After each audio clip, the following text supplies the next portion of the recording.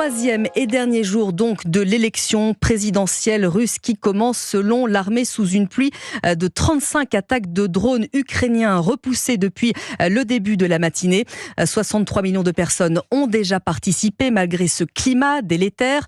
En attendant la grande action de voir si sur le plan national de contestation prévu par les partisans du défunt Alexeï Navalny va fonctionner.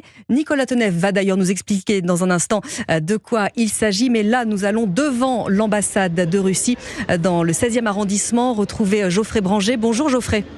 Bonjour Lénaïque, bonjour à tous. Alors vous êtes près de l'ambassade russe avec avant une marche qui a été organisée par les associations anti-Poutine. Ça a débuté à midi comme prévu. Est-ce qu'il y a beaucoup de monde ?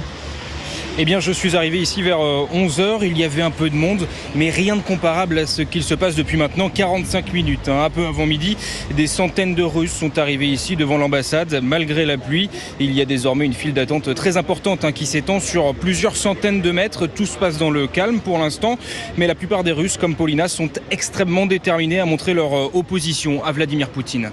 Le message est clair, je viens à midi, donc je veux montrer qu'il y a des gens qui sont contre tout ce qui se passe dans le pays. Malheureusement, je pense que le scrutin est joué d'avance, mais je pense que quand même c'est très important de venir, de montrer sa position. Il est clair qu'il y a des centaines de gens qui sont là pour montrer leur voix, comme Navalny nous a demandé.